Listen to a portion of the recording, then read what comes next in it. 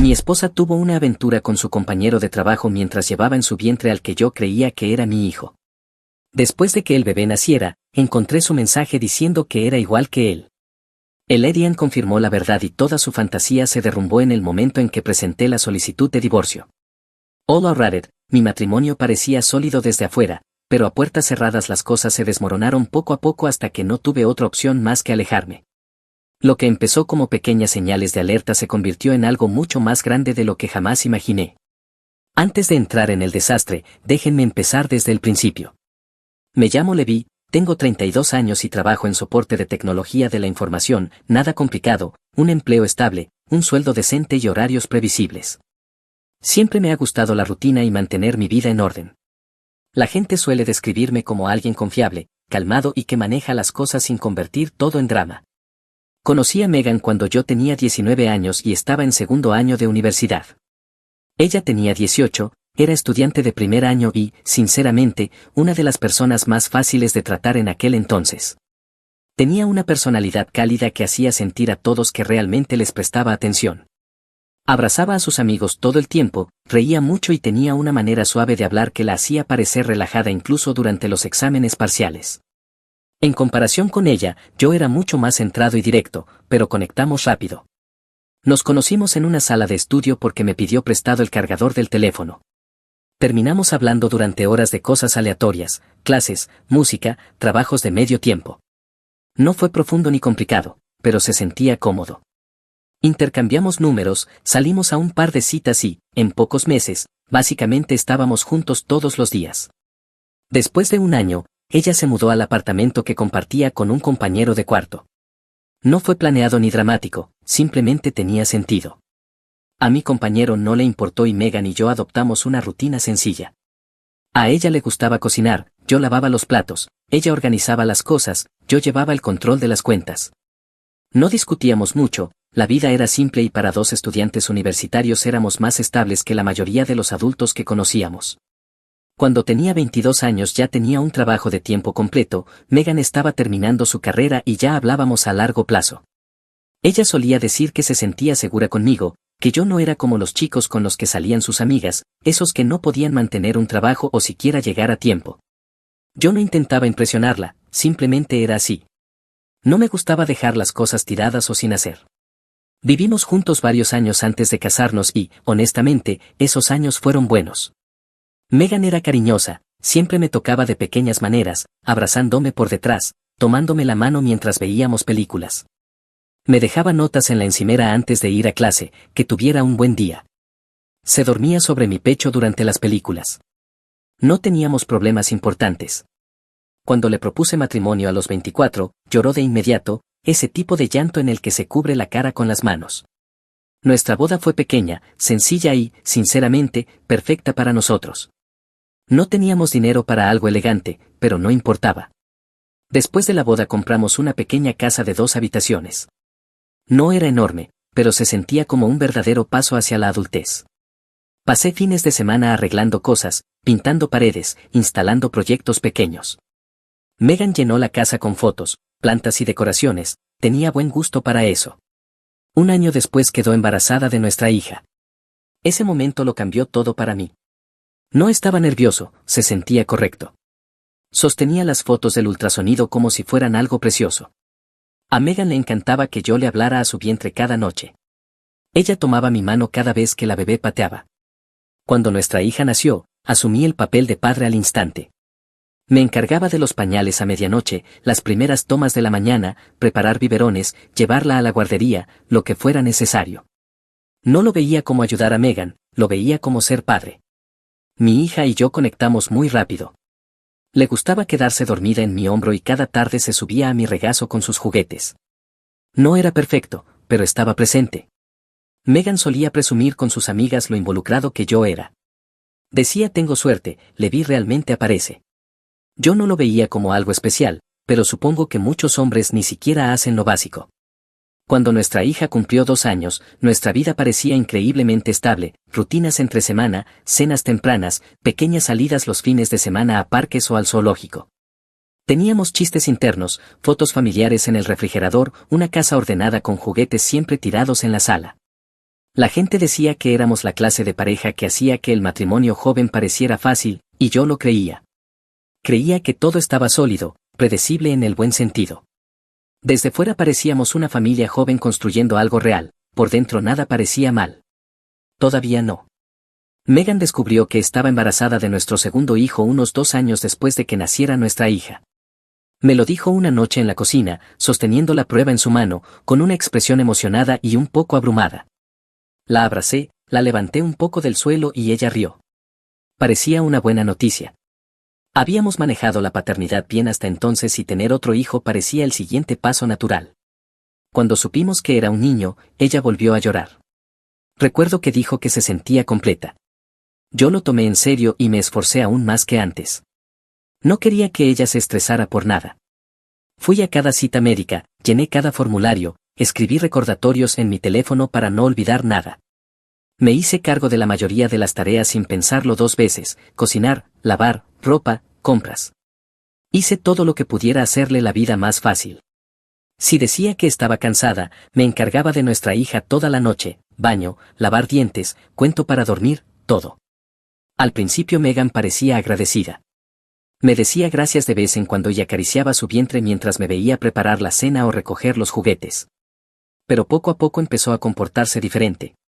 No fue un gran momento, fueron pequeños cambios que no parecían señales de alerta en ese momento. Se volvió más fría, no helada, solo menos cálida, respuestas más cortas, menos paciencia. Ponía los ojos en blanco por cosas con las que antes se reía. Se molestaba por tonterías como cómo doblaba las toallas o si no la escuchaba la primera vez que decía algo. Nuestra hija intentaba mostrarle dibujos o juguetes y Megan los miraba apenas, sin involucrarse realmente. Decía que estaba cansada o que le dolía la espalda, así que yo no insistía. Los cambios en Megan fueron graduales, pero el teléfono fue la señal más clara. Empezó a dejarlo boca abajo, llevarlo al baño y girar la pantalla cuando yo entraba en la habitación. Si vibraba, lo tomaba de inmediato. Ella solía dejar el teléfono sobre la encimera sin pensarlo, pero ahora parecía como si estuviera pegado a su mano. Cada vez que yo hacía una pregunta básica, ¿cómo te sientes bien? O ¿con quién estás hablando?, actuaba como si la estuviera interrogando. Eres controlador, me estás asfixiando, deja de hacer preguntas, eres inseguro. Esas palabras no eran gritadas, eran lanzadas como granadas, rápidas y ensayadas solo para hacerme callar. Lo extraño era que yo ni siquiera estaba preguntando algo importante, era algo como ¿te sientes bien hoy? O ¿quieres que empiece la cena? O ¿quieres elegir el lugar? Ella actuaba como si preguntas normales fueran algún tipo de interrogatorio. En ese momento no sospechaba infidelidad, honestamente pensé que tal vez las hormonas del embarazo la estaban afectando de manera diferente esta vez, porque ella no había sido así cuando estaba embarazada de nuestra hija. También había estado emocional entonces, pero más sentimental, no irritada. Por esa época también comenzó a mencionar a un compañero de trabajo llamado Connor, nada dramático, solo cosas casuales como Connor dijo que la reunión fue inútil, o Connor me ayudó a cargar unos archivos, o Connor me contó de una serie que deberíamos ver. Al principio sonaba normal, la gente habla de sus compañeros de trabajo, no pensé mucho en ello. Pero luego noté que lo mencionaba más que a cualquier otra persona, no de forma presumida, solo lo suficiente como para que yo supiera su nombre más que el de cualquier otro de su empleo. Si hacía un comentario ligero como hablas mucho de él, ella estallaba de inmediato, puedo tener amigos, Levi, siempre asumes lo peor, y de nuevo, yo no estaba acusando nada, era un comentario pasajero, pero ella reaccionaba como si la hubiera acusado de engañarme. Nuestra hija percibió la tensión de formas para las que no tenía palabras. Solo era una niña pequeña, pero los niños notan el tono. Cada vez que Megan elevaba la voz aunque fuera un poco, ella caminaba hacia mí y abrazaba mi pierna. Durante las películas o la hora de dormir, se acercaba más a mi lado y me pedía que yo fuera quien leyera. Nunca dijo algo está mal, pero su comportamiento lo decía por ella. Mantuve todo calmado por ella, sin peleas frente a ella, si Megan estallaba, yo bajaba la voz y terminaba la conversación. No presionaba nada, mi objetivo era mantener la casa en paz para nuestra hija, incluso cuando Megan parecía irritarse por cosas al azar. Pero cuanto más se alejaba Megan, más parecía disfrutar la atención de otras personas. Lo veía en pequeñas cosas, cómo reaccionaba cuando alguien elogiaba su cabello, o cómo se iluminaba cuando su teléfono vibraba mientras ella sonreía mirando la pantalla. Esa mirada ya no era una que me daba a mí. Aún así, en ese punto nada parecía evidencia sólida de nada, Solo una distancia creciente, una tensión en aumento y Megan actuando como si preguntas perfectamente normales fueran algún tipo de ataque. Si alguien me hubiera dicho entonces que este era el comienzo de que todo se viniera abajo, no lo habría creído, pero mirando atrás ahora, este es exactamente el punto donde comenzó el cambio. Para entonces, lo del teléfono era constante, la misma pantalla volteada, las mismas sonrisas secretas, el mismo bloqueo rápido cuando yo me acercaba demasiado. Nada de eso se sentía como una fase ya. Comenzó a quedarse más tiempo en el trabajo, dando explicaciones rápidas y vagas, y molestándose cuando le preguntaba cuánto tardaría. Al mismo tiempo, ponía más esfuerzo en cómo se veía para ir a trabajar, ropa nueva, más maquillaje, el cabello arreglado, especialmente los días en que Connor tenía turno. Pero no lo hacía para nuestro tiempo juntos. Cuando yo la elogiaba o hacía preguntas simples como cómo estuvo el trabajo, o te sientes bien, reaccionaba con irritación y frialdad, acusándome de ser demasiado, aunque yo solo intentaba preocuparme por ella. Por esta época, mis padres nos invitaron a cenar. No habían visto a Megan en un tiempo y querían saber sobre el embarazo. Le conté a Megan esperando que aceptara, porque por lo general le gustaba pasar tiempo con ellos. Pero negó con la cabeza de inmediato, estoy demasiado cansada, vayan ustedes sin mí. Le ofrecí quedarme en casa con ella, pensando que tal vez quería compañía, pero lo rechazó rápido, no, solo lleva a nuestra hija, está bien. Había algo extraño en la forma en que insistió. No se veía cansada, se veía nerviosa o irritada, como si la idea de sentarse con mi familia fuera de repente insoportable. Esa noche llevé a nuestra hija a casa de mis padres. Ella preguntó todo el camino, ¿mamá viene después? No supe qué decir, así que solo le dije que mamá necesitaba descansar. Mi madre notó de inmediato que algo era diferente, pero no insistió. Solo dijo, ¿está todo bien en casa? Yo respondí que sí porque no tenía una explicación aún. Cuando regresamos, Megan estaba acostada en el sofá, desplazándose por su teléfono, no durmiendo ni descansando, solo desplazándose. No preguntó cómo había estado la cena ni cómo se había portado nuestra hija. Solo asintió y actuó como si nada importara. La intimidad ya había desaparecido para entonces. Megan me dijo al principio del embarazo que se sentía incómoda o demasiado cansada, así que lo acepté, pero conforme pasaban las semanas, dejó de sentirse como algo físico. Ella evitaba cualquier cercanía, no había abrazos, ni caricias, ni pequeños momentos. Si intentaba rodearla con mi brazo en el sofá, ella se apartaba. Si le besaba la mejilla, decía ahora no, le vi. No se sentía como algo del embarazo, se sentía como si no quisiera que yo estuviera cerca. No estaba paranoico, no buscaba señales de infidelidad, solo sentía que algo había cambiado, ese tipo de cambio que no puedes describir perfectamente, pero que notas cada día en pequeños detalles, su tono, su distancia, sus sonrisas falsas, sus hábitos con el teléfono, todo. Intenté mantener la paz, sin discusiones, sin acusaciones, sin escenas dramáticas. Seguí haciendo lo que siempre hacía, cuidar de nuestra hija, manejar la casa, ir a trabajar, apoyar a Megan en lo que podía. Pero incluso con todo eso, el matrimonio ya no se sentía igual. Sentía que yo estaba cargando con el peso de mantenernos estables mientras ella se alejaba más y más, mental y emocionalmente. Aún así, ni entonces me cruzó por la mente la idea de una infidelidad. Algo estaba mal, solo que yo no sabía cuán mal realmente era.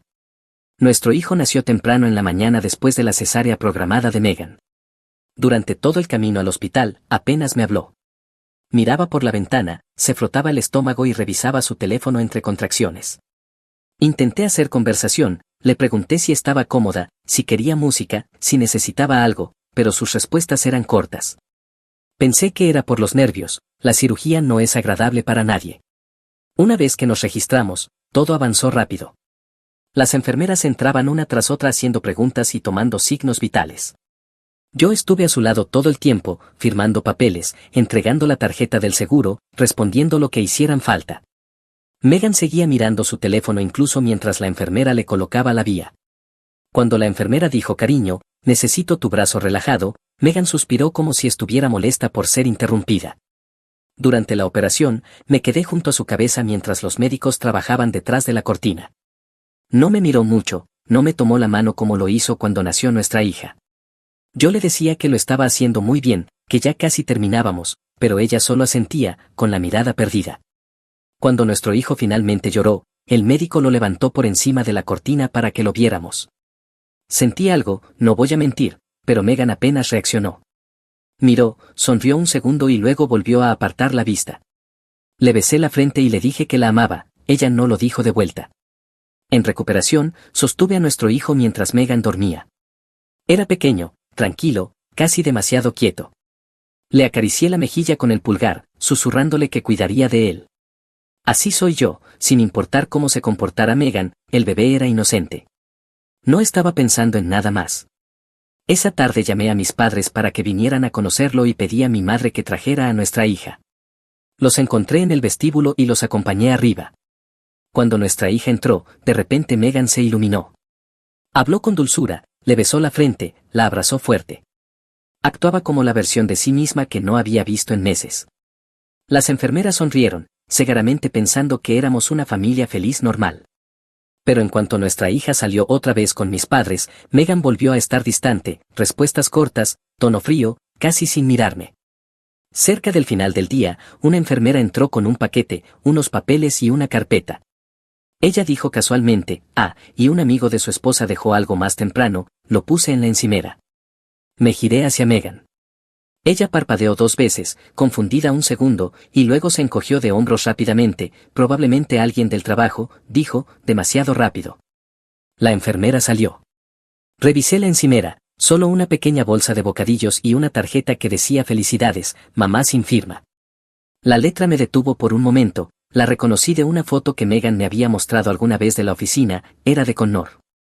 Megan no se movió para mirarla, tomó su teléfono en cambio. No presioné, pero algo se retorció en mi estómago.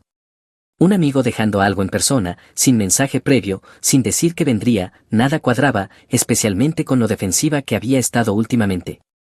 Más tarde esa noche le pregunté directamente quién había dejado eso. Ella no levantó la vista del teléfono, te dije, probablemente alguien del trabajo, deja de sobrepensarlo. Lo dejé pasar en voz alta, pero en mi cabeza, ese fue el momento en que la sospecha empezó a tomar forma. Cuando volvimos a casa un par de días después, las cosas no mejoraron. Megan seguía pegada al teléfono cada vez que podía. Giraba su cuerpo lejos de mí mientras escribía mensajes. Sonreía y luego borraba la sonrisa cuando yo entraba en la habitación. Apenas hablaba, a menos que fuera sobre algo que el bebé necesitaba. Una semana después de llegar a casa, Megan se estaba preparando para ducharse. Dejó su teléfono en la cama y dijo, ¿puedes revisar si mi mamá escribió? Quería una actualización. Tomé el teléfono. En cuanto presioné el botón para activar la pantalla, apareció una notificación antes incluso de desbloquearlo, Connor, es igual que yo. Me congelé, no por pánico, sino como si mi cerebro se apagara un segundo. Abrí sus mensajes sin dudar, ella nunca había cambiado su código, no en años. La conversación era larga, cientos de mensajes. Desplacé hacia arriba y vi mensajes de meses atrás, fotos que ella le enviaba a él y que nunca me envió a mí, párrafos nocturnos sobre sus sentimientos, él diciéndole que la extrañaba, ella diciendo que deseaba que él estuviera en las citas médicas con ella, él llamando al bebé nuestro pequeño. Luego encontré la parte que no sabía que necesitaba ver. Megan, no veo que mi matrimonio dure de todas formas. No había forma de malinterpretar nada. No era una amistad emocional, ni un coqueteo inofensivo. Era una aventura, una relación emocional y física completa, llevada a cabo mientras ella llevaba en su vientre a mi hijo, o al menos al que yo creía que era mi hijo. Los mensajes sobre el embarazo hicieron que se me cerrara el estómago, Connor, no puedo esperar a verlo, es otro yo jajaja. Megan, claro que es tuyo. Seguí desplazando, leyendo cómo hablaba mal de mí, es aburrido, ya no me hace sentir nada, cree que es tan estable, pero solo es controlador. De repente todo lo que ella me había reprochado cobraba sentido. Cuando terminé de leer, coloqué su teléfono exactamente donde estaba. No lo tiré, no la confronté, no hice ruido. Caminé hacia la sala, recogí los juguetes de nuestra hija y me senté en el sofá con ella mientras veía caricaturas. Megan se duchó como si nada estuviera pasando. Yo no le di ninguna pista de que había visto toda su vida secreta, pero mientras estaba ahí sentado con mi hija recargada en mí y nuestro recién nacido durmiendo en la cuna, la verdad ya estaba clara en mi mente, no sabía si el bebé era mío, y ahora tenía que saberlo. Esa noche, cuando Megan se fue a dormir, pedí discretamente los kits de ADN, con cuidado y sin dudar. Era el único paso lógico antes de tomar cualquier decisión que pudiera afectar por completo la vida de mi hija. Necesitaba la verdad, ambas verdades, no solo del recién nacido sino también de ella. No iba a permitir que ni una fracción de duda quedara sobre su cabeza. Los kits llegaron 3 días después en una caja sencilla. Los recogí del porche antes de que Megan se diera cuenta de que había un paquete. Los metí debajo de una pila de toallas dobladas en el closet hasta que pudiera hacer todo sin levantar sospechas. La primera muestra fue la del recién nacido. Fue más fácil de lo que esperaba.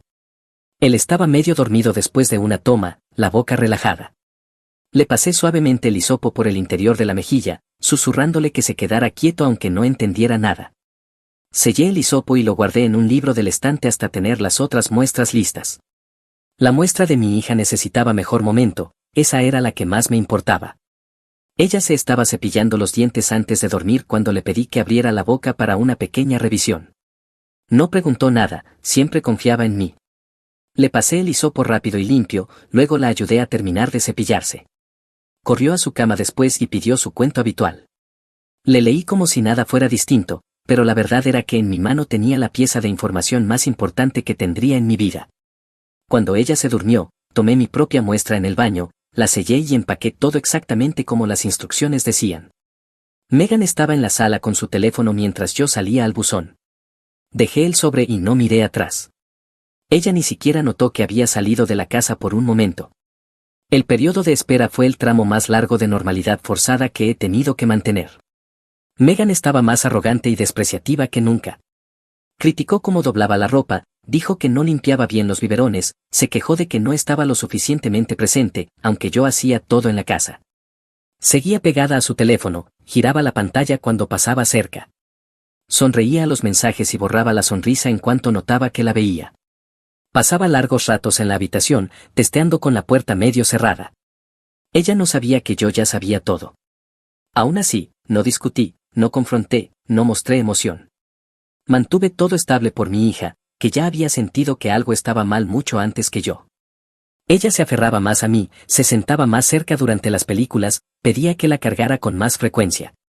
No me molestaba, ella era lo único que mantenía mi cabeza en su sitio en medio de todo el desastre. Mientras tanto, Megan seguía testeando con Connor. Intentaba ocultarlo mejor, pero no lo suficiente. A veces veía su nombre aparecer en la pantalla cuando ella se olvidaba de voltearla rápido. Su tono cambiaba cuando hablaba con él, más ligero, casi desesperado a veces. Pero también noté otra cosa, ella no estaba recibiendo la misma energía de vuelta. Escribía mensajes largos y luego esperaba, y esperaba más. Sus suspiros eran más marcados. Borraba textos antes de enviarlos. Era obvio que Connor respondía cada vez menos. No sentí satisfacción, solo confirmación. 5 días después de enviar las muestras, los resultados llegaron a mi bandeja de entrada temprano en la mañana. Megan estaba en la cocina, medio dormida, preparando café. Nuestra hija jugaba con bloques en el piso. El recién nacido estaba en la cuna junto a mí. Tomé el teléfono y abrí el correo. Primer resultado, hija, 100% de probabilidad de paternidad. Por un momento respiré con normalidad por primera vez en semanas. No sonreí, pero cada músculo de mi cuerpo se relajó. Esa era mi hija, sin importar lo que Megan hubiera hecho, esa niña era mía, sin duda alguna. Miré hacia ella mientras construía una torre en el piso, completamente ajena a todo lo que estaba ocurriendo. Ese resultado, por sí solo, me dio la fuerza para afrontar todo lo que venía después. Segundo resultado, recién nacido, 0% de probabilidad de paternidad. No reaccioné por fuera, solo me quedé mirando ese número como si fuera una simple respuesta matemática. Por dentro sentí como si el piso se abriera bajo mis pies por un segundo, y luego todo se volvió frío y claro. No había verdadero impacto, no después de todo lo que había leído en su teléfono. Yo ya conocía la respuesta antes incluso de pedir la prueba, pero verla escrita eliminó cualquier resto de negación y cualquier excusa para quedarme. El bebé que había sostenido en la sala de parto no era mío. El niño que ella esperaba que yo criara no era mío. Las piezas encajaron finalmente con una claridad perfecta. El matrimonio había terminado, total, completa y permanentemente. Llevé los resultados a un abogado de inmediato, presentamos los documentos para establecer que no era el padre legal del recién nacido. Megan no lo impugnó, ella sabía exactamente lo que mostraría la prueba. En poco tiempo fue oficial, en papel y en realidad, él no era mi hijo. No le dije los resultados a Megan ese día. No se los dije esa semana. En cambio, me preparé de manera silenciosa y efectiva. Durante la siguiente semana separé nuestras finanzas, dividí las cuentas bancarias, cerré tarjetas de crédito conjuntas y la eliminé de todos los accesos financieros, seguros, servicios, cuentas en línea. Reuní documentos, imprimí estados de cuenta, guardé capturas de pantalla. Hice copias de todo lo que había visto en su teléfono. Preparé una carpeta con todo lo que necesitaría para el abogado. Hice una lista de acuerdos de custodia para nuestra hija. No me mudé y tampoco le pedí que lo hiciera. No le di ninguna razón para sospechar. La traté con la misma neutralidad fría que usaría con un compañero de trabajo, distante pero educado, firme pero sereno. Durante ese tiempo, Megan seguía enviándole mensajes a Connor como si su vida dependiera de ello. Mandaba textos largos, trataba de llamar su atención, intentaba acercarlo. Él aún respondía, pero sus respuestas eran cortas, menos frecuentes, a veces horas después. Podía ver su frustración acumulándose, pero ya no me importaba su pequeña fantasía romántica. Me importaba mi hija. Me importaba protegerla del desastre. Y me importaba salir de este matrimonio con todo en orden. Una vez que conocía la verdad, estaba listo para terminarlo. Solo necesitaba el momento adecuado. Esperé hasta que nuestra hija estuvo dormida antes de hacer cualquier cosa. No quería voces elevadas, no quería que escuchara cosas que no debía. Cuando verifiqué que estaba profundamente dormida, abrazando su peluche y respirando tranquila, volví a la sala donde Megan estaba sentada al borde del sofá, desplazándose en su teléfono. Me paré frente a ella y dije, con calma y directo, necesitamos hablar. Ella ni siquiera levantó la vista al principio. ¿Sobre qué?, dijo con un tono molesto, como si yo interrumpiera su programa, no como si estuviera iniciando la conversación más importante de nuestro matrimonio. Me senté frente a ella para que no pudiera evitar mirarme. Vi tus mensajes con Connor. Su cabeza se levantó de golpe, los ojos muy abiertos, pero luego parpadeó rápido tratando de recomponerse. ¿Qué mensajes?, preguntó fingiendo confusión. ¿De qué hablas? Lo vi todo, dije. Todo. Y fue ahí cuando dejó de fingir. No lo admitió, se duplicó en su estrategia. Estás invadiendo mi privacidad, estás siendo inseguro, estás siendo controlador. Cada frase que había usado durante meses salió de nuevo, como si estuviera leyendo un guión. Incluso intentó llorar, limpiándose los ojos dramáticamente aunque aún no hubiera lágrimas. Yo no respondía nada de eso. Mantuve mi voz firme, sin inclinarme hacia adelante ni elevar el tono. Tuviste una relación con él, emocional y física. Hablaste de dejarme. Hablaste de que él era el padre. Finalmente dejó de fingir cuando vio que no reaccionaba a sus desvíos. Su respiración se volvió irregular, su rostro enrojecido. Parecía alguien cuyo plan de respaldo acababa de incendiarse. Yo estaba confundida, tartamudeó. Tú no estabas ahí para mí, estabas distante, yo estaba embarazada y emocional, estabas engañándome, dije. Corto, simple. Eso la silenció por completo. Por un segundo no dijo nada. Luego intentó otra estrategia, llorar de verdad esta vez. Le vi, por favor, cometí errores, no sabía cómo hablar contigo, me sentía sola, no quería que llegara tan lejos. La dejé hablar hasta que se quedó sin excusas. Luego dije, hay algo más. Ella se quedó congelada. ¿Qué quieres decir? Hice una prueba de ADN, dije. Él no es mi hijo. Su rostro se puso pálido tan rápido como si alguien hubiera apagado una luz. Su boca se abrió, pero no salió sonido alguno. Se cubrió el rostro con las manos y empezó a sacudir la cabeza, como si pudiera borrar la realidad negándose a aceptarla. No, Levi, por favor, no hagas esto, puedo explicarlo. No puedes explicar la biología, dije. Ahí fue cuando empezó el verdadero colapso.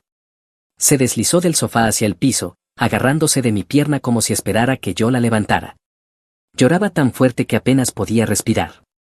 Arruiné todo, lo siento, por favor no te vayas, por favor no te lleves a nuestra hija, por favor. Me agaché, retiré sus manos de mi pierna y me levanté. Voy a presentar el divorcio mañana. Ella jadeó como si la hubieran golpeado. Levi, por favor, no puedes. Este matrimonio terminó el momento en que decidiste que otra persona debía ser el padre de tu hijo. Se acabó. Ya no estaba solo llorando, estaba entrando en pánico.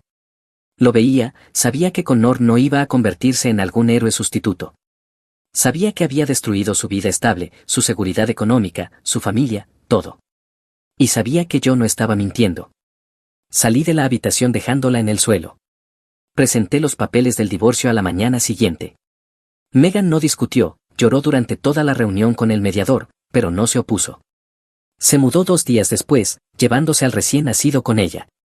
Me quedé con la casa por la estabilidad de nuestra hija. Los primeros días de separación fueron incómodos pero civiles.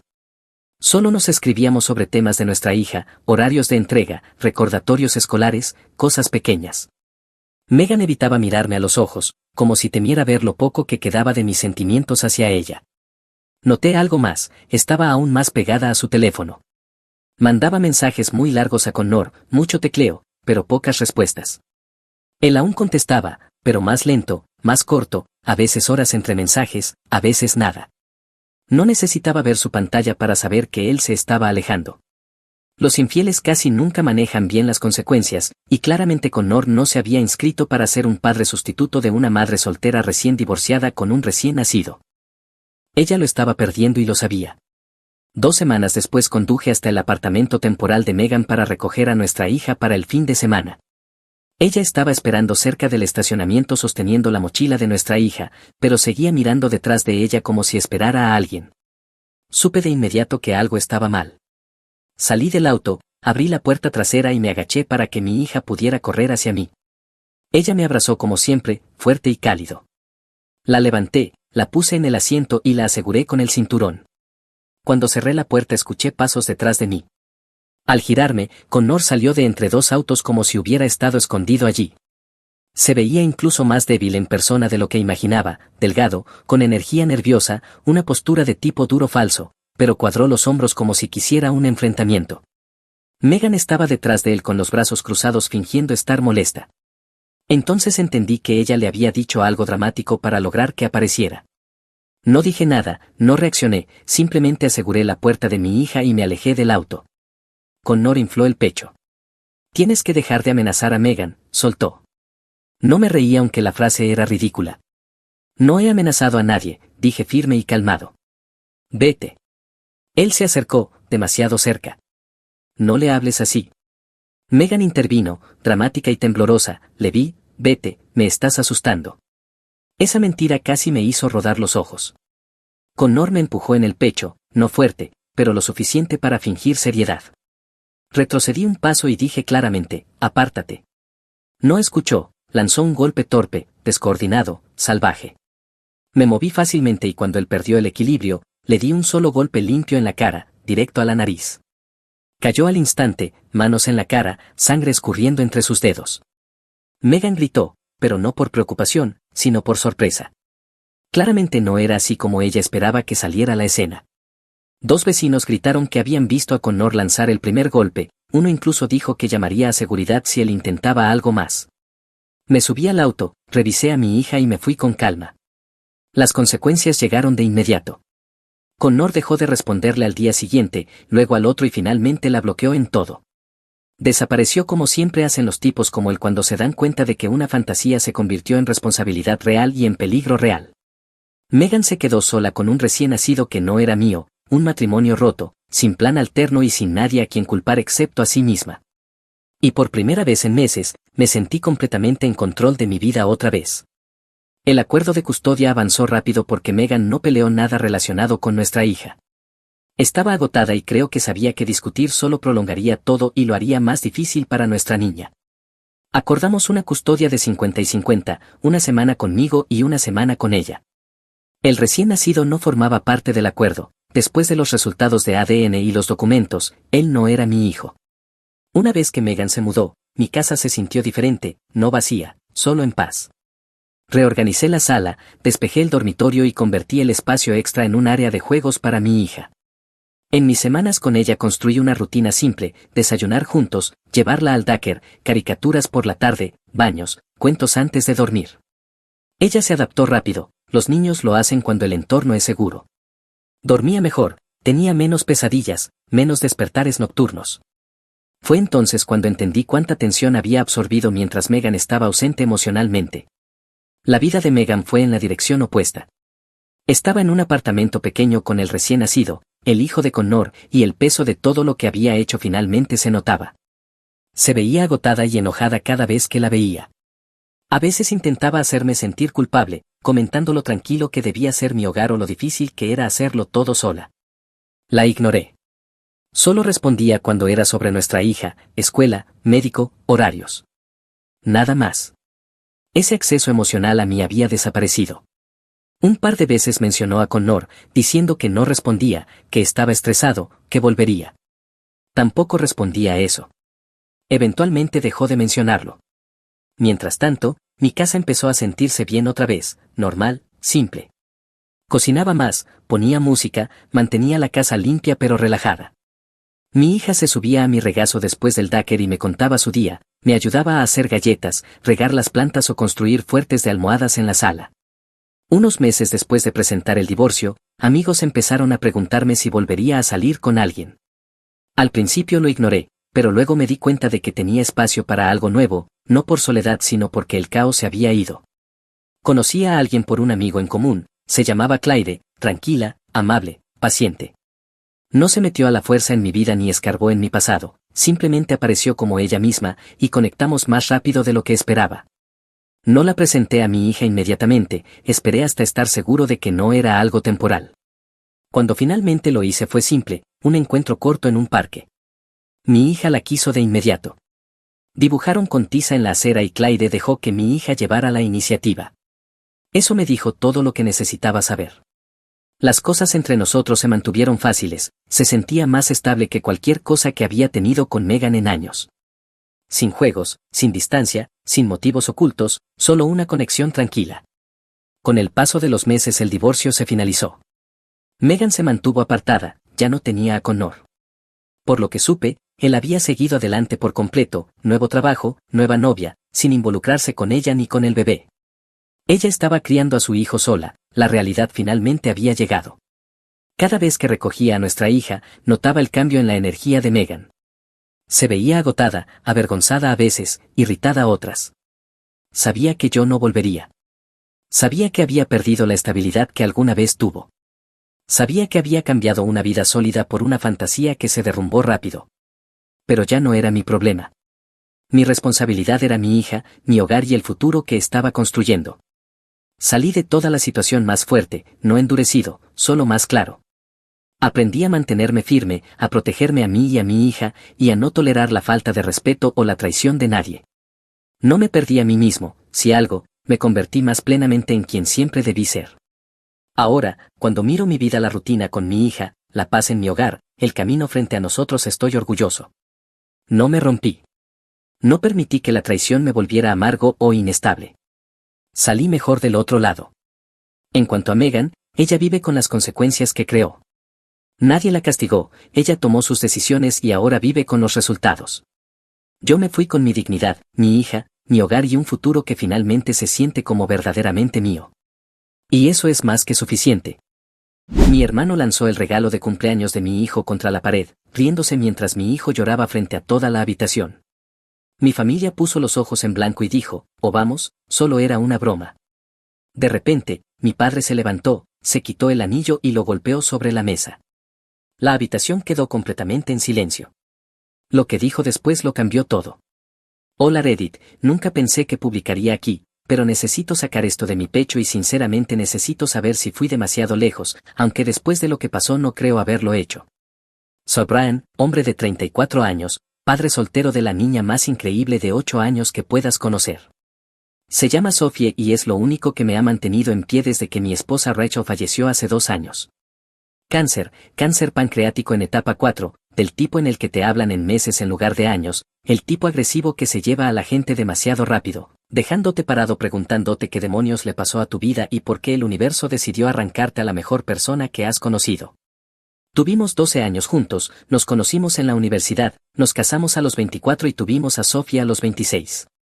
Rachel era todo mi mundo y verla desvanecerse durante 8 meses brutales fue lo más difícil que he hecho.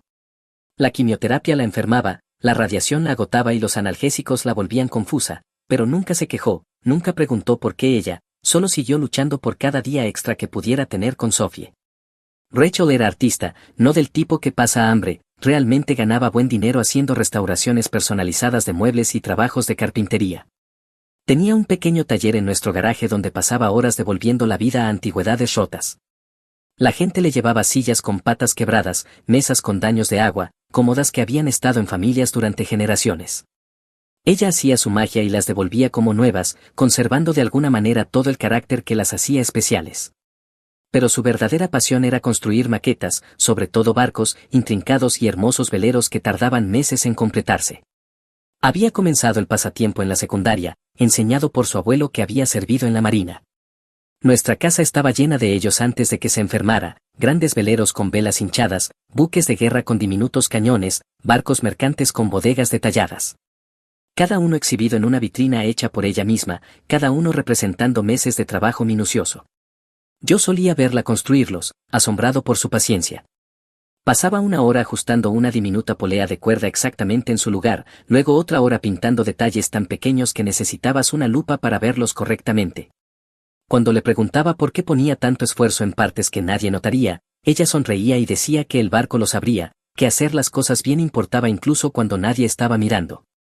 Después del diagnóstico, después de procesar el shock, el dolor y lo injusto de todo, Rachel tomó una decisión: iba a pasar cada momento para el que tuviera fuerzas trabajando en un último proyecto, un último barco.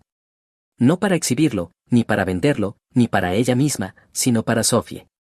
Una réplica de un barco mercante de 1800 para el 8º cumpleaños de Sophie. Rachel sabía que no estaría allí para verlo, así que puso todo lo que le quedaba en crear algo que Sophie pudiera conservar para siempre. Lo comenzó una semana después del diagnóstico y pasó 6 meses trabajándolo entre tratamientos, luchando contra el dolor, el agotamiento y las náuseas que venían en oleadas. La quimioterapia hacía que sus manos temblaran, así que esperaba sus horas buenas, usualmente tarde en la noche, cuando los medicamentos dejaban de afectar lo suficiente para que pudiera sostener las diminutas herramientas con firmeza. Algunas noches yo me despertaba a las 2 de la mañana y notaba que no estaba en la cama. Bajaba y allí estaba ella, encorvada sobre su mesa de trabajo, con las manos temblorosas por la medicación, colocando cuidadosamente diminutos accesorios de latón o pintando delicados detalles en el casco con un pincel que tenía solo 3 pelos. Yo le decía que volviera a la cama, que necesitaba descanso, que el barco podía esperar. Ella me miraba con esos ojos que ya empezaban a verse demasiado grandes para su cara y decía que no tenía tiempo que esperar, que cada día en que se sentía lo bastante fuerte para trabajar era un regalo que le daba a Sophie, que necesitaba terminarlo antes de volverse demasiado débil para sostener las herramientas. El barco era una obra maestra, de 18 pulgadas de largo, con cada tablón tallado a mano en madera de tilo que había estado guardando para un proyecto especial. Las velas estaban hechas de lino antiguo que Rachel había encontrado en una venta de bienes años atrás, cortadas y cosidas cuidadosamente con puntadas tan pequeñas que parecían hechas por máquina. El aparejo estaba hecho con cuerda real que ella misma había encerado, cada línea pasando por diminutas poleas de latón que había encargado a un proveedor especializado en Inglaterra. Investigó todo, pasó horas en su computadora mirando documentos históricos y estudiando fotografías de barcos mercantes reales de 1800 para asegurarse de que cada detalle fuera exacto para la época. Los diminutos barriles de carga en la cubierta estaban torneados a mano en un torno miniatura. El timón tenía radios tan delgados que parecía que se romperían si respiraba cerca. Incluso el ancla era funcional, con una diminuta cadena que realmente subía y bajaba. Solo el casco le tomó 3 meses, tallando cada tablón individualmente, luego pasando semanas tiñéndolos en tonos graduados para que parecieran desgastados por años en el mar. Cuando las náuseas eran demasiado fuertes para trabajar, simplemente se sentaba en el taller sosteniendo piezas del barco, pasando los dedos por la madera, planeando lo que haría después cuando se sintiera mejor. Incluso hizo una vitrina de vidrio personalizada para él, con uniones de cola de Milano y una base sólida de nogal. Estaba ya tan débil que tuve que ayudarla a cortar la madera, pero insistió en hacer todas las uniones ella misma. Dijo que tenía que ser perfecto porque sería lo último que haría en su vida. La placa de bronce fue el toque final, grabada por una tienda local con palabras que Rachel había tardado días en perfeccionar: para mi valiente capitana Sophie, navega hacia tus sueños, con amor siempre, mamá. Rachel lo terminó 3 semanas antes de morir.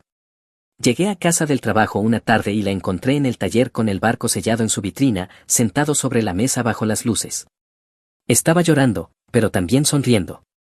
Dijo que estaba terminado, dijo que era perfecto, dijo que a Sophie le encantaría. Me hizo prometer que se lo daría a Sophie en su cumpleaños número 8, pasara lo que pasara, no antes. Quería que Sophie fuera lo suficientemente mayor como para entender lo que significaba, para apreciar el trabajo que había en él, no después. Quería que ese cumpleaños fuera especial. Quería que Sophie supiera que su mamá había estado pensando en su futuro incluso mientras se estaba muriendo. Dijo que quería que Sophie tuviera algo hermoso para recordarla, algo que mostrara cuánto tiempo y amor había puesto en ser su madre, algo que demostrara que incluso cuando no podía estar allí físicamente, había hecho todo lo posible por dejar una parte de sí misma. Guardé ese barco en mi armario durante 2 años, envuelto en tela suave, esperando el día adecuado. El cumpleaños de Sophie fue el mes pasado y había estado planeando todo, una pequeña fiesta solo con la familia, con el barco como pieza central. Sabía que a Sophie le encantaría. Había estado preguntando por el taller de su mamá, queriendo aprender carpintería, diciendo que quería hacer cosas con las manos como lo hacía su mamá. Todo estaba perfecto hasta que apareció mi hermano. Chalor tiene 31 años y nunca ha superado ser el hijo dorado que cree que las consecuencias no se aplican a él. Nuestros padres tuvieron 2 hijos, yo, el responsable que consiguió un trabajo normal y formó una familia, y Chalor, el espíritu libre que ha estado rebotando entre negocios fracasados y lugares donde vivir durante toda su vida adulta. El favoritismo empezó temprano. Yo tenía toques de queda estrictos, tenía que mantener calificaciones perfectas y trabajé a tiempo parcial para pagar el seguro de mi coche. Chalor llegaba cuando quería, apenas aprobaba sus clases y tenía todos sus gastos cubiertos porque estaba encontrándose a sí mismo. Es el tipo de persona que llega a los eventos familiares con las manos vacías, pero se va con sobras y dinero para gasolina, el tipo que pide prestadas herramientas y nunca las devuelve. He perdido 3 taladros eléctricos y el nivel antiguo de mi abuelo en el agujero negro de Chalor. El tipo que cree que su encanto lo sacará de cualquier situación porque siempre ha sido así. Nuestros padres lo consienten por completo. Cuando Chalor fue despedido de 3 trabajos en un año, fue porque los gerentes no entendían su enfoque creativo. Cuando destrozó su coche yendo a 90 en una zona de 45 y no pudo pagar otro, ellos le compraron un modelo más nuevo que el mío. Cuando lo desalojaron por gastar el dinero del alquiler en Degues, lo dejaron volver a casa sin pagar renta a los 30, mientras yo había estado pagando mis cosas desde los 18. Sus negocios son siempre la misma historia. Tyler se emociona por alguna idea, dropshipping, criptomonedas, un camión de comida, convence a nuestros padres de que es su gran oportunidad, toma dinero como capital de inversión, lo arruina y pasa a la siguiente gran cosa. La última vez que conté, mamá y papá habían hundido más de 60,000 en los negocios de Chalor, sin que uno solo generara un centavo de vuelta. El patrón era siempre el mismo, Chalor la arruina, mamá pone excusas, papá escribe un cheque y se supone que yo debo aceptar que así funciona nuestra familia. Cuando señalé lo injusto que era, yo era egoísta o no entendía las dificultades de Chalor. Cuando Rachel y yo compramos nuestra primera casa, ahorramos durante años y recibimos toallas de Target como regalo de inauguración. Cuando Chalor quiso comenzar su camión de comida, le dieron 25,000 como préstamo que todos sabían que nunca devolvería. Cuando Rachel se enfermó, Chalor visitó el hospital una vez, quedó 15 minutos revisando su teléfono, dijo que los hospitales lo incomodaban y se fue, nunca volvió. No vino al funeral porque tenía una oportunidad de negocio, envió un mensaje de lo siento por tu pérdida 3 días después de que la enterramos. Pero este era el cumpleaños de Sophie. Pensé que ni siquiera Chalor arruinaría eso. Había aprendido a mantener distancia, contacto mínimo, amabilidad superficial en reuniones familiares, nunca dejándole saber nada importante de mi vida porque encontraría la manera de arruinarlo o de convertirlo en algo sobre él. Pero este era el cumpleaños de Sophie. Pensé que ni siquiera Chalor arruinaría eso. La fiesta era pequeña, mis padres, mi tía Lisa, la mejor amiga de Sophie de la escuela y su mamá, y lamentablemente Chalor. Intenté no invitarlo, pero mamá insistió en que estaría devastado por perderse el cumpleaños de su sobrina y amenazó con no venir ella misma si lo excluía, así que cedí como siempre hacía con ellos. Todo iba bien. Sophie estaba feliz corriendo con su amiga, emocionada por los regalos. Ya habíamos hecho el pastel, jugado algunos juegos y yo estaba preparándome para el gran momento. Saqué la vitrina, aún cubierta con un paño, y la puse sobre la mesa. La habitación se quedó en silencio, todos sabían lo que venía. Mi tía Lisa tenía lágrimas en los ojos. Incluso la mamá de la amiga de Sophie parecía emocionada y nunca había conocido a Rachel. Me arrodillé junto a Sophie y le dije que este regalo era especial, que su mamá lo había hecho solo para ella, trabajando en él durante meses y poniendo todo su amor en cada detalle. Los ojos de Sophie estaban enormes y pude ver que intentaba no llorar porque tiene 8 años y aún cree que llorar no es genial. Quité el paño. El barco era aún más hermoso de lo que recordaba. La luz de la tarde entrando por la ventana hacía que los accesorios de bronce brillaran, las velas blancas parecían capaces de atrapar viento de verdad. Cada detalle era perfecto, exactamente como Rachel lo había imaginado. Sophie simplemente lo miró, sin decir nada, luego susurró, «Mamá hizo esto para mí». Y yo asentí, sin confiar en mi voz. Extendió la mano con cuidado, como si temiera que pudiera desaparecer. Ella tocó la vitrina con los dedos más delicados y fue entonces cuando Taylor decidió abrir la boca. «Vaya, eso sí que es algo», dijo acercándose para ver mejor, «debió haber tomado una eternidad, lástima que ella desperdiciara todo ese tiempo en algo tan frágil». La habitación se volvió fría.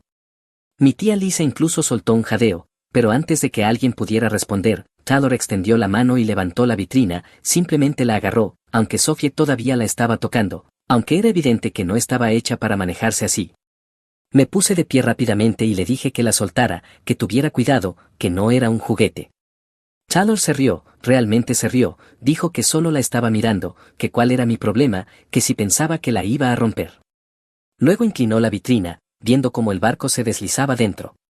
Sophie hizo un pequeño sonido, como un animal asustado, y trató de agarrarla. Taylor la levantó más alto, fuera de su alcance, siguiendo inclinándola como si fuera una bola de nieve. Ya no fui educado. Le dije que la bajara ahora mismo. Mi voz tenía ese borde que hace que la gente que me conoce retroceda, pero Taylor nunca ha sido bueno leyendo las situaciones. Dijo que yo estaba siendo dramático, que solo era un barco modelo, que Rachel habría querido que la gente realmente la apreciara, no que la mantuvieran encerrada como una pieza de museo. En ese momento supe que la iba a dejar caer.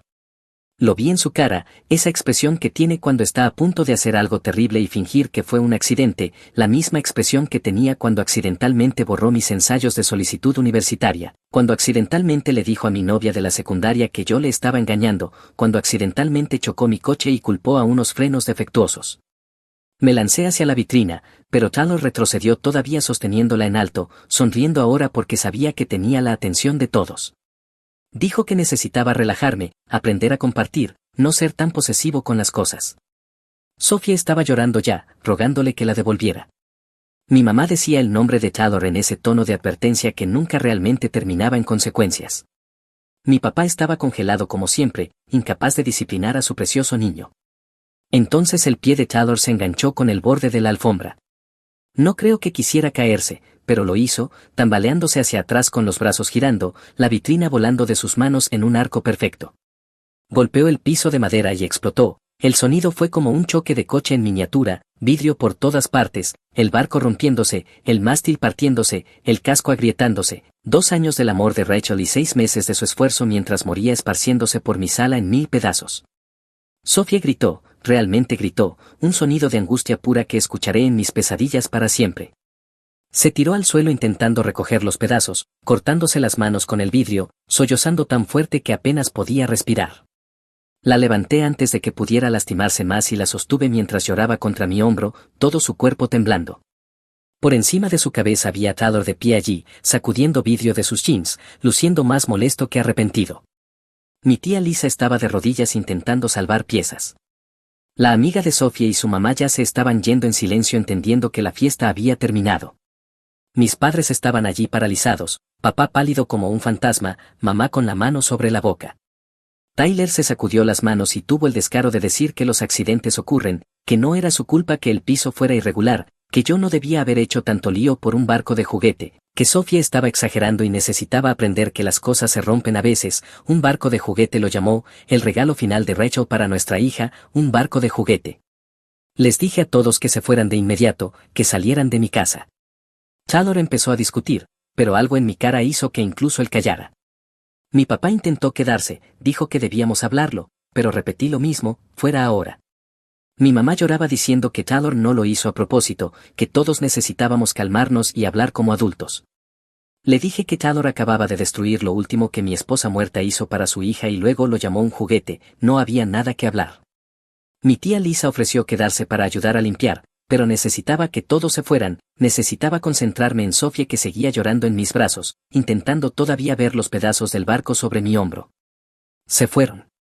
Taylor seguía poniendo excusas mientras mi papá lo empujaba hacia la puerta, diciendo que yo estaba siendo irracional, que solo fue un accidente, que siempre exageraba con todo lo que él hacía. Después de que se fueron, me senté con Sophie en el sofá durante 3 horas. Lloró hasta enfermarse, vomitó 2 veces, luego lloró más, seguía diciendo que quería a su mamá, que quería el barco de vuelta, que quería ver cómo se veía antes de romperse. Me preguntó una y otra vez por qué el tío Taylor haría eso, por qué rompería algo que mamá hizo especial para ella. No tenía buenas respuestas. ¿Cómo explicas a una niña de 8 años que algunas personas son simplemente egoístas, que algunos adultos nunca dejan de ser niños, que a su tío le importaba más ser el centro de atención que sus sentimientos? Intenté explicarle que podíamos arreglarlo, que pegaríamos cada pieza, que seguiría siendo especial, pero Sophie no era tonta. Lo había visto hacerse trizas, había visto el regalo final de su madre explotar por el suelo mientras Taylor ponía excusas. Sabía que nunca sería lo mismo, sabía que el regalo de su mamá estaba destruido y que ninguna cantidad de pegamento devolvería lo que Taylor le había quitado. Lo peor fue verla culparse. Seguía diciendo que si lo hubiera sujetado más fuerte, si hubiera sido más valiente y peleado con Taylor por él, si no hubiera llorado y lo hubiera puesto nervioso, tal vez no se habría roto. Una niña de 8 años no debería sentirse responsable del comportamiento de un adulto, pero allí estaba, cargando el peso de la negligencia de Taylor sobre sus pequeños hombros. La abracé y le dije que no era su culpa, que nunca sería su culpa, que Taylor era la única persona responsable de lo ocurrido. Ella sintió, pero pude ver que no lo creía del todo. ¿Cómo podría, si los adultos en su vida se suponía que debían protegerla y, en cambio, uno de ellos había destruido su posesión más preciada mientras los demás miraban? Cuando finalmente se durmió en el sofá alrededor de las 9 de la noche, agotada de llorar, su rostro estaba hinchado y manchado. La llevé arriba a su cama, la arropé con su conejo de peluche favorito, el que Rachel le hizo cuando tenía 2 años, y la observé dormir un rato. Incluso dormida se veía triste, con pequeñas líneas de ceño entre las cejas como si tuviera pesadillas. Luego bajé y miré los restos. La sala parecía una escena del crimen, vidrio por todas partes captando la luz de las lámparas, piezas del barco esparcidas por el suelo en un radio de unos 6 pies desde el punto de impacto. Las velas blancas rotas y arrugadas, diminutos herrajes de bronce por todos lados, algunos doblados más allá de ser reconocidos, los mástiles partidos por la mitad, el aparejo enredado en nudos. Pasé 4 horas recogiendo las piezas, trabajando en silencio excepto por el sonido del vidrio chocando dentro de la bolsa de basura. Separé lo que potencialmente podía salvarse de lo que estaba destruido sin remedio, usé pinzas para recoger los herrajes más pequeños, los guardé en bolsas Ziploc, recogí cuidadosamente cada astilla de los mástiles, cada pedazo de vela, cada fragmento del casco. El casco principal estaba agrietado en 3 lugares siguiendo las líneas de las tablas donde Rachel había pasado semanas logrando que las vetas de la madera se alinearan perfectamente. Ambos mástiles estaban completamente partidos, el bauprés, la larga pieza que sobresalía del frente, estaba en 4 fragmentos. Las velas estaban rasgadas y manchadas con suciedad del suelo. Los herrajes de bronce estaban esparcidos por todas partes, algunos doblados, algunos aplastados, algunos desaparecidos por completo. A pesar de mi búsqueda cuidadosa, la vitrina era una pérdida total, el vidrio hecho añicos en miles de pedazos demasiado pequeños para rescatar. La base de nogal estaba agrietada donde golpeó el suelo, las esquinas donde Rachel había hecho esas uniones perfectas de cola de Milano estaban separadas. La placa sobrevivió intacta milagrosamente, para mi valiente capitana Sophie, navega hacia tus sueños, con amor siempre, mamá. El bronce tenía una pequeña abolladura en una esquina, pero las palabras seguían claras. La sostuve en mis manos y sentí que algo dentro de mí se rompía, algo que no tenía que ver con la madera o el vidrio. Este era el último regalo de Rachel, su mensaje final para nuestra hija, 6 meses de trabajo mientras moría, cada hora libre que podía soportar, cada momento en que el dolor no era demasiado intenso y sus manos estaban lo suficientemente firmes para trabajar. Y Taylor lo había destruido en 15 segundos de arrogancia imprudente. Me senté en el suelo de mi sala, rodeado por las ruinas del último regalo de Rachel, y tomé una decisión. Tyler había salido impune de esto toda su vida, rompiendo cosas, lastimando gente, caminando mientras todos los demás limpiaban sus desastres, siempre protegido, siempre excusado, nunca enfrentando consecuencias reales. Cuando borró mis ensayos universitarios, papá me compró una computadora nueva y me dijo que trabajara más en mis copias de seguridad. Cuando le dijo a mi novia que yo la engañaba, mamá dijo que los chicos eran así y que yo debía haber elegido a una chica que confiara más en mí. Cuando chocó mi coche, ellos pagaron las reparaciones y me dijeron que debía estar agradecido de que él no estuviera herido. Siempre el mismo mensaje, la comodidad y felicidad de Taylor importaban más que mi dolor, las excusas de Taylor importaban más que mis pérdidas, Taylor merecía protección y yo merecía callarme y aguantar. No esta vez. Esta vez había cruzado una línea que no podía deshacerse. Había herido a mi hija, había destruido su conexión con su madre muerta y se había reído de ello. Si mis padres no iban a responsabilizarlo, lo haría yo, y sabía exactamente cómo hacerlo. A la mañana siguiente mi teléfono estaba lleno de mensajes, mamá diciendo que Taylor se sentía terrible y no quiso que se rompiera, papá diciendo que yo estaba siendo demasiado duro y que debía perdonar los errores de la familia. Tyler mismo envió un mensaje diciendo que contribuiría para un reemplazo si encontraba algo similar en Internet, como si los meses de trabajo de Rachel pudieran reemplazarse con una compra de Amazon. No respondía ninguno. En cambio llamé a mi tía Lisa. Lisa era la hermana de mi mamá, pero a diferencia de mis padres, ella realmente veía a Taylor por lo que era. Llevaba años señalándolo, por lo que no la invitaban a muchos eventos familiares últimamente, pero quería a Sophie y había visto de primera mano la devastación. Le hice una pregunta, ¿cuál es la cosa más importante para Taylor? ¿Qué es lo que realmente le importa? Ella no vaciló ni un segundo, su motocicleta, una Triumph Bonneville de 1970 de época que había heredado de nuestro abuelo hace 5 años. Era lo único que Taylor había cuidado realmente, la única posesión que trataba con respeto. Gastaba cada dólar libre en ella, pasaba horas limpiándola y manteniéndola, se la mostraba a cualquiera que quisiera escuchar. Nuestro abuelo había sido un entusiasta de las motocicletas y esa moto era su orgullo y alegría. Cuando murió, el testamento la dejó específicamente a Taylor porque habían creado un vínculo por ella. Taylor realmente lloró en la lectura del testamento, una de las pocas emociones genuinas que le había visto. La guardaba en el garaje de mis padres bajo una funda personalizada, pulida y mantenida como una pieza de museo. Presumía de que valía más de $20,000, que nunca la vendería, que era su conexión con el abuelo perfecto. Le pregunté a Lisa si aún tenía la llave de repuesto de la casa de mis padres. Ella sí la tenía. Mamá se la había dado hace un año para emergencias. Le pregunté si estaría dispuesta a prestármela por unas horas mientras todos estuvieran fuera de la casa.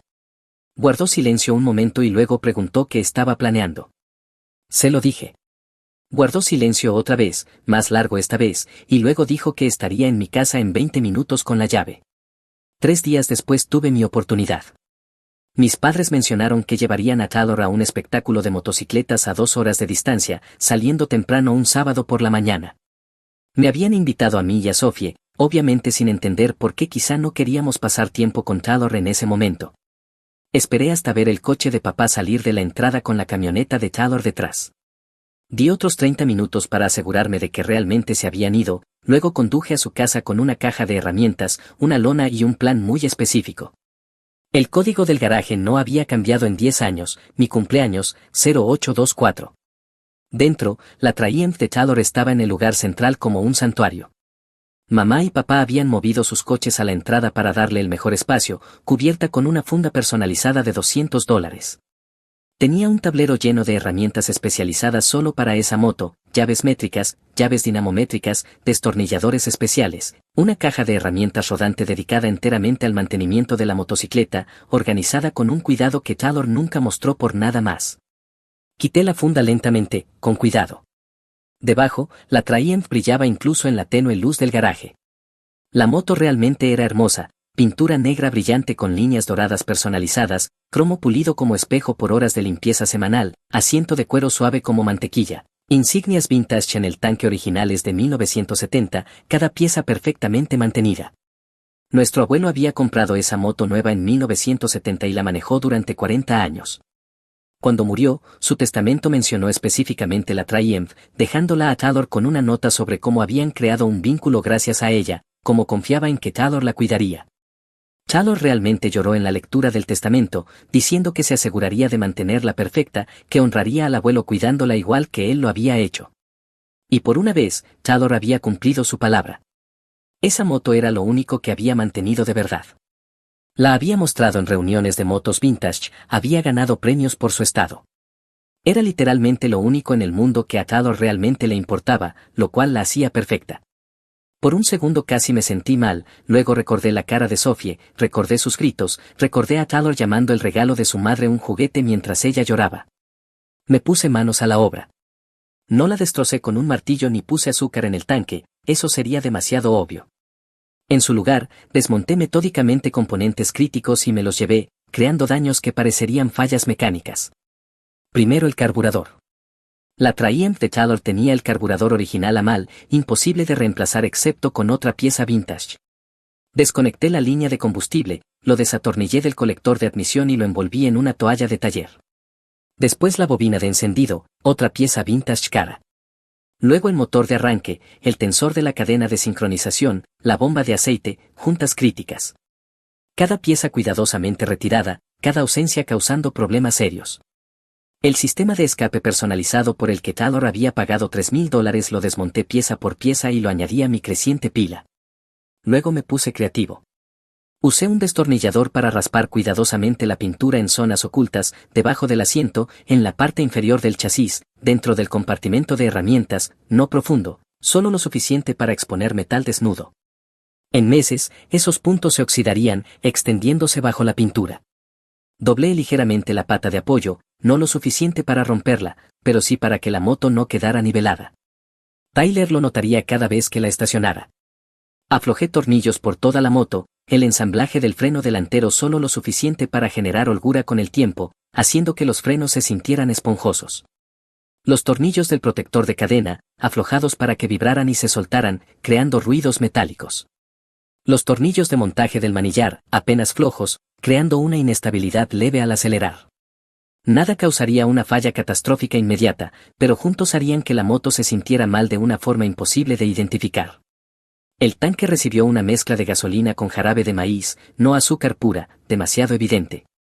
El jarabe de maíz obstruiría gradualmente el sistema de combustible, causando fallos de encendido, funcionamiento irregular y acumulación de carbono.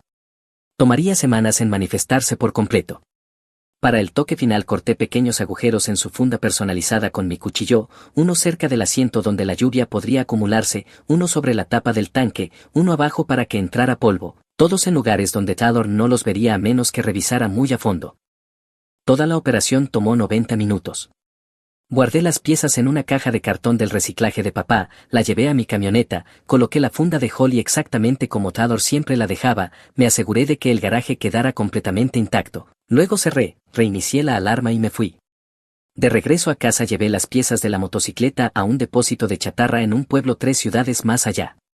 Les dije que estaba limpiando un garaje, me dieron $40 y vi cómo arrojaban el precioso carburador de Taylor a una pila de metal. Luego volví a casa, abracé a Sophie y esperé. Tomó 2 semanas para que llegara la primera queja. Tyler escribió en el chat familiar diciendo que su moto estaba funcionando mal, que no podía descubrir qué le pasaba, que estaba perdiendo potencia y haciendo sonidos extraños. Papá se ofreció a ayudarlo a revisarla. Unos días después, otro mensaje, el mecánico dijo que faltaban piezas y que había daños en el sistema de combustible. Taylor estaba seguro de que el taller intentaba estafarlo porque acababa de mandar a hacerle mantenimiento y la moto había estado bajo una funda en el garaje. Mi mamá me llamó preguntando si sabía algo, dijo que Taylor estaba convencido de que alguien había manipulado su moto, que el daño era demasiado específico para ser aleatorio. Le dije que era terrible, que esperaba que pudiera arreglarla.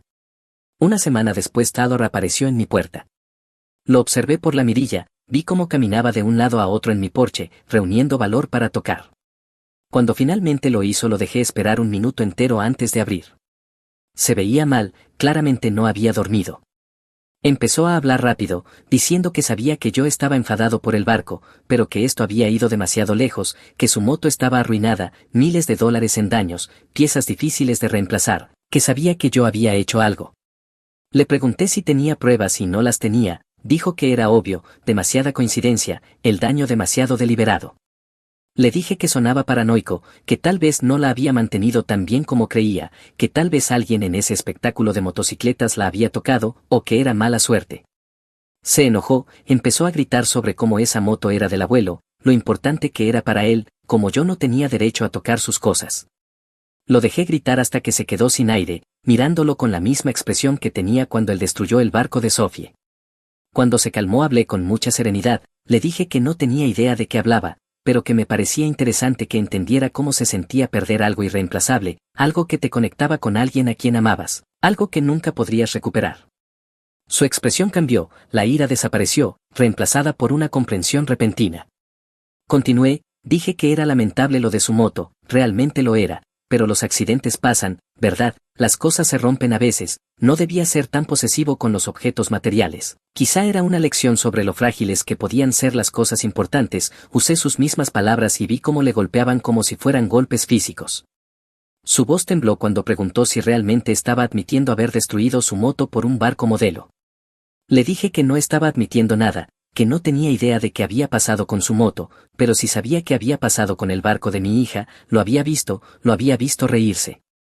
Amenazó con ir a la policía. Le sugerí que lo intentara, que les dijera que su motocicleta vintage desarrolló misteriosos problemas estando en un garaje cerrado y que creía que su hermano lo hizo pero no tenía pruebas. A ver hasta dónde llegaba con eso.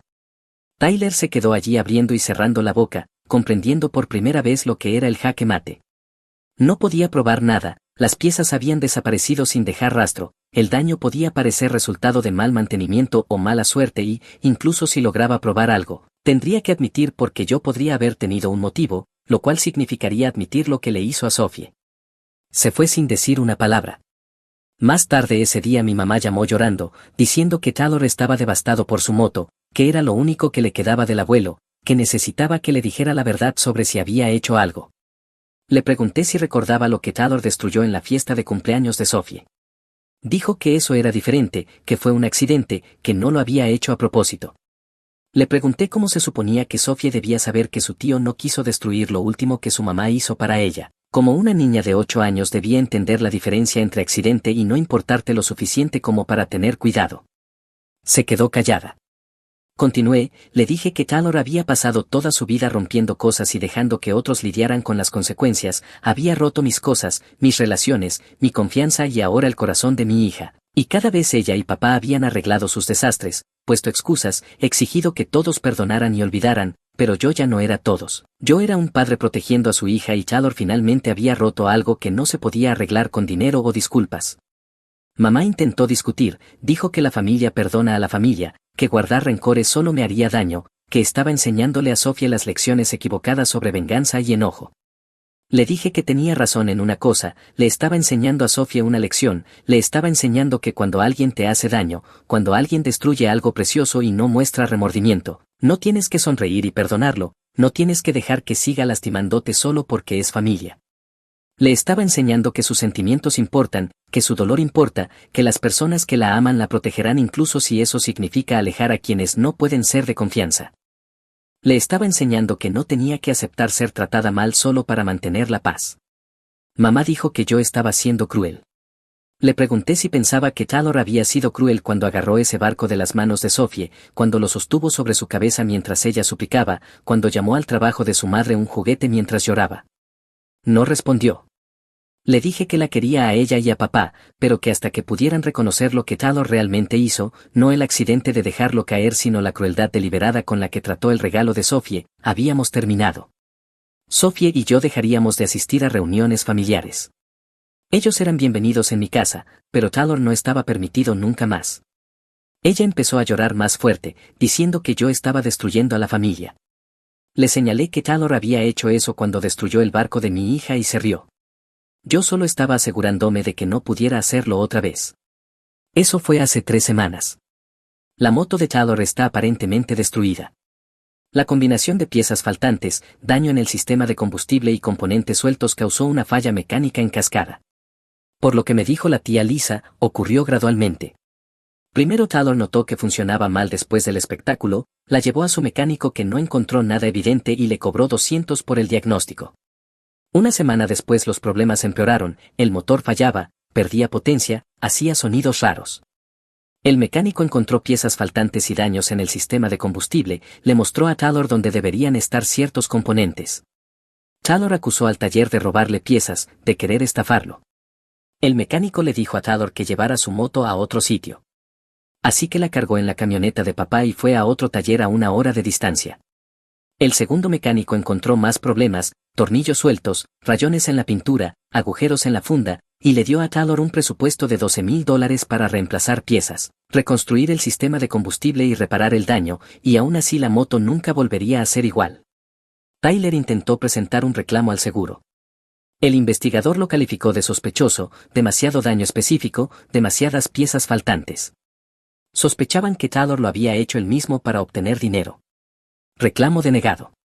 Papá ofreció prestarle dinero para repararla, pero mamá detuvo eso, dijo que ya estaban cansados de tirar dinero a los problemas de Taylor. Las facturas del taller seguían creciendo, la moto estaba en el garaje de papá recibiendo más presupuestos, ninguno por debajo de 10,000.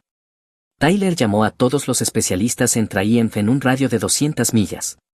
La respuesta fue la misma, piezas tan antiguas eran raras y caras, el escape personalizado costaría 4,000 rehacerlo, el carburador original quizá 3,000 en una subasta con suerte. El sueño de Taylor de restaurarla desapareció. Finalmente aceptó la realidad. La moto valorada en 20,000 ahora valía quizá 3,000 en piezas. La vendió a un restaurador de Tennessee por 2,800. Pagó 400 por el envío y terminó con 2,400 por una moto que había sido su única conexión genuina con nuestro abuelo.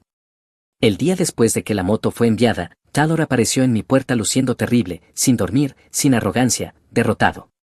Cuando abrí la puerta, las palabras salieron de él de golpe. Sabía que yo estaba enojado por el barco, lo entendía, pero esto había ido demasiado lejos, su moto estaba arruinada, piezas irreemplazables, sabía que yo había hecho algo. Lo dejé desahogarse. Le pregunté con calma si tenía pruebas, alguna evidencia, cámaras, testigos, algo más allá de corazonadas y tiempos. No tenía nada. Le dije que eso sonaba paranoico, quizá no la había mantenido tan bien como creía, quizá alguien en el espectáculo la había manipulado, quizá era mala suerte, fallos mecánicos en cascada. Entonces empezó a gritar otra vez sobre cómo esa moto era del abuelo, lo importante que era para él, como yo no tenía derecho a tocar sus cosas. Lo dejé gritar hasta terminar. Cuando finalmente dejó de jadear, hablé con calma. Le dije que encontraba interesante que ahora entendiera cómo se sentía perder algo irreemplazable, algo que te conectaba con alguien a quien amabas, algo que nunca recuperarías.